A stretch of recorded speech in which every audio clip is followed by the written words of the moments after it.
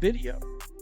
It's like, as a young girl, you play in boys league because at that time your dad couldn't find a girls league for you. Yeah. But right now, things has changed a little bit. So in the future, what do you want to see, like, or the things for girls basketball to be improved? Listen closely to her recent comments. Increased opportunities, greater visibility, more access. Seems straightforward, yes, but here's the critical takeaway. Caitlin Clark speaks from a vantage point unprecedented in women's basketball history. She no longer needs to solicit attention. She commands it. 2.5 million views on a Nike ad in under a day. Therefore, when she discusses the sport's trajectory, she isn't speculating, she's shaping it. So, Indiana Fever superstar Caitlin Clark has already made a massive impact on the growth of women's basketball, has experienced over the last few years. In fact, she, along with several others, because my God, y'all can't not name somebody else, Angel Reese, Paige Beckers, please, has been the driving force in this growth, especially within the WNBA. While there have been popular players and well-known names in women's basketball before, Clark... December 26, 2024. That's when this interview dropped, featuring Chinese content creator Telfer Tong, and the timing matters because just one day earlier, Nike finally released Clark's first major commercial. Not a social media post, not a behind-the-scenes clip, a full production spot that aired during the Cowboys-Redskins NFL game on Christmas Day, third quarter. State Farm, one of her other sponsors, literally commented on Nike's ad. That's how significant this moment was. The question everyone's asking, why did it take Nike 8 months to do this? Good. So, a little reaction from this video right here. Of course, the tagline is "from anywhere," meaning she can shoot a three and hit it from anywhere. This guy says, how about South Korea? About time. This is one cool ad, and about time Nike from anywhere. Yeah, I mean, even State Farm. Somebody who sponsors her just weighed in on another sponsor's actual ad. That's pretty wild. State Farm, especially from the low. State Farm, especially from the low, 2.5 million views. And that's just on Nike's official channel, not counting every sports media outlet, fan account, and news site that shared it. The commercial could have dropped on draft night in April 2024. It could have launched when Shedur signed her contract. It could have premiered during her first game. Instead, Nike waited until Christmas Day, the biggest sports viewing day outside of the Super Bowl, with both NFL and NBA slates running simultaneously. Strategic timing or missed opportunity? Because here's the reality. Caitlin Clark has been the biggest story in women's basketball since her junior year at Iowa. The commercial is excellent. The delay is inexcusable. Simple, and she's not wrong. It's influencing young girls to get out there and play basketball and give them more opportunities to play basketball.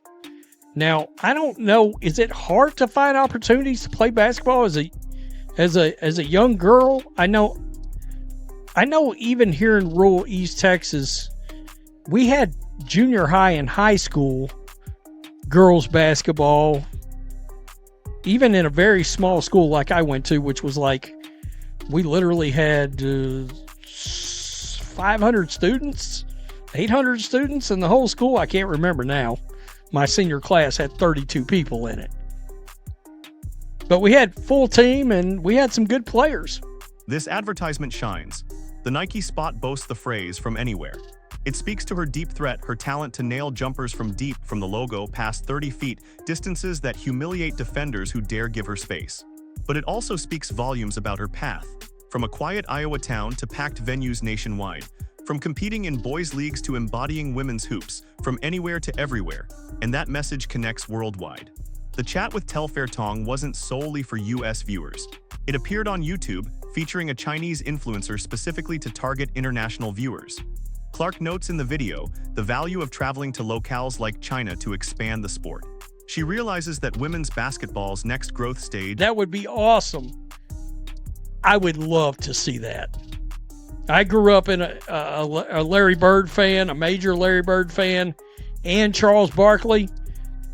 Can we get some kind of a Space Jam, Jordan, Bird, Barkley Caitlin Clark situation. You know what? Let's keep it real. Can we get a Caitlin Clark Space Jam movie? Can we get that? I want to see that. That's a Space Jam I would see, unlike the fake sequel, Space Jam 2, The Search for Chinese Dollars, starring LeBron James. Hearken to the buzz surrounding that Nike spot. Demands are rising for Clark to feature in commercials alongside Michael Jordan and Larry Bird. Proposals are circulating for a Space Jam film with her headlining, not LeBron. These aren't just fair weather observers speaking up. These are folks who spent their childhoods glued to Jordan, Bird, and Barkley. They're identifying something unseen for a generation. A hoops player who breaks free of league constraints. Consider this vital comparison. The second Space Jam installment, released in 2021, earned $163 million globally. Solid figures, yes, but lacking the original's profound cultural reverberations. Why the difference? Because LeBron James, for all his skill, never ignited the casual fan base like Jordan did. Clark has that very spark. She's not only a WNBA darling, she's attracting individuals who typically skip women's basketball, who typically bypass basketball altogether. Something like this out, nevertheless, awesome spot. I don't get it. I mean, this commercial could have, about effing time, Nike. I mean, this commercial could have been put out like the first month she hit the league. Let's unpack her comments from that interview now. They illuminate a crucial aspect of her perspective. Her ambition extends beyond her personal success. She's considering the young girl, 8 years old, living in rural Iowa. This girl dreams of basketball but lacks representation on screen. Shadur mentioned her childhood experiences playing in boys' leagues. This was due to the absence of girls' leagues, according to her dad. Remarkably, this occurred less than 2 decades ago. In 2024, this situation should be non-existent across America. Sadly, it persists. The infrastructure challenge remains significant. Certainly, most schools offer girls' basketball teams by junior high school. However, what about the preceding years? What about youth leagues for children aged 6, 7, and 8? What about AAU programs accessible without extensive 2-hour commutes? Shadur highlights access at the most fundamental level. It's not solely about high school and college.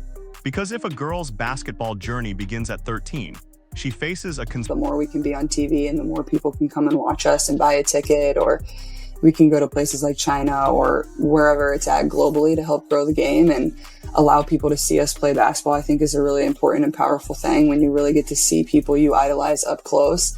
Those were some of the most impactful moments of my childhood, so I know how impactful that can be for young girls today.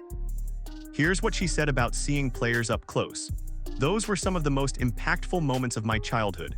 She's talking about the power of visibility, of representation, of being able to watch someone who looks like you doing something you dream about doing. That's why the WNBA's television presence matters so much. It's not just about revenue, though, that's important. It's about the girl watching at home who suddenly believes she can do this too. The WNBA averaged 1.2 million viewers per game during the 2024 regular season. That's up 100 million. Indiana Fever games specifically averaged 1.78 million viewers when Clark played. Those aren't just statistics. Those are millions of young girls watching women play professional basketball at the highest level. Some of them will pick up a basketball for the first time because of what they saw. Some of them will stick with it through high school, through college, maybe even to the WNBA themselves. So let's synthesize what we're really looking at here. Caitlin Clark gave an interview to a teens content creator on December 26, 2024, one day after Nike finally released her first major commercial. That commercial generated 2.5 million views in less than 24 hours, got State Farm to comment on a competitor's ad, and sparked conversations about Clark appearing alongside Michael Jordan and Larry Bird in future Nike campaigns. The delay in releasing this commercial remains baffling. Nike had 8 months to capitalize on the biggest story in women's sports, and they wait until Christmas Day. But here's what matters more than Nike's marketing timeline, what Clark actually said in that interview. When asked about the future of girls' basketball, she didn't talk about salaries or arenas or television contracts. She talked about opportunities for young girls to play. She talked about visibility and access. She talked about being able to see professional women's basketball players up close, the way she saw her idols as a child. That perspective reveals something crucial about how she views her platform. Clark isn't just trying to maximize her own earnings or build her personal brand. She's thinking about the infrastructure that will support the next generation of players. She mentioned growing up in rural East Texas, playing in boys' leagues because girls' leagues weren't available. That was her reality less than 20 years ago. In 2024, with all the progress women's basketball has made, that same scenario is still playing out in small towns across America. 8-year-old girls who want to play basketball can't find teams. Their parents can't find leagues, the infrastructure doesn't exist. This is where Clark's influence becomes tangible. The WNBA averaged 1.2 million viewers per game in 2024, up 170% from the previous year. Indiana Fever games with Clark averaged 1.7 million. Those numbers translate to millions of young girls watching professional women's basketball for the first time. Some percentage of them will pick up a basketball because of what they saw. Some will join school teams. Some will push their parents to find youth leagues or DAU programs. That's how infrastructure gets built, from demand created by visibility. The Nike commercial reinforces this visibility with its "From Anywhere" tagline. On the surface, it's about Clark's three-point shooting ring. She can hit shots from the logo from 30 feet from distances that make defensive schemes irrelevant. But the deeper meaning is about her journey. From a small town in Iowa to sold-out arenas nationwide. From boys' leagues to becoming the face of women's basketball. From anywhere to everywhere. That message resonates with every girl who's ever been told her dreams are too big. And Clark understands the global dimension of this growth. The interview with Telfer Tong wasn't just content for American audiences. It was specifically designed to reach Chinese viewers and international markets. Clark mentions the importance of WNBA teams traveling to places like China to grow the game globally. She's not thinking about American television ratings in isolation. She's thinking about building a worldwide fanbase that will sustain the league for decades. The comparison to Space Jam is revealing. People are calling for Clark to star in a basketball movie, to appear in commercials with Jordan and Bayed, to become the face of Nike basketball in a way no women's player has before. These suggestions aren't coming from WNBA diehards. They're coming from casual fans who grew up in the Jordan era and recognize that same transcendent quality in Clark. She's not just popular within her sport. She's drawing people who don't normally watch basketball at all. That's the difference between a great player and a transformative figure. Great players dominate their sport. Transformative figures expand it. Clark is doing both simultaneously. She averaged 19.2 points and 8.4 assists per game as a rookie, leading the league in assists while dealing with the most physical defensive attention any first-year player has ever faced. And off the court, she's generating viewership numbers that are changing how networks value women's sports broadcasting rights. The WNBA's next television contract will be negotiated with Clark's ratings impact as leverage. Expansion teams are being discussed for cities that previously showed no interest in women's basketball. Youth participation in girls' basketball programs is spiking nationwide. These aren't coincidental trends. They're the direct result of one player's ability to capture mainstream attention and hold it. So when Clark talks about wanting more opportunities for young girls, she's not being naive or idealistic. She's describing the exact process that's already happening because of her presence. The visibility creates demand. The demand creates infrastructure. The infrastructure creates opportunities. And those opportunities produce the next generation of players who will push the sport even further. The question isn't whether Caitlin Clark is good for women's basketball. That debate ended months ago. The question is whether the institutions around her, the WNBA, Nike television networks, youth sports organizations, can move fast enough to capitalize on this moment. Because windows like this don't stay open forever. The attention is here right now. The viewership is here right now. The cultural momentum is here right now. Nike waited 8 months to release a commercial. How many other opportunities are being delayed, postponed, or missed entirely? Because organizations are moving at their traditional pace, instead of recognizing that the landscape has fundamentally changed. Clark is thinking about 8-year-old girls who need basketball leagues. She's thinking about international growth in China and beyond.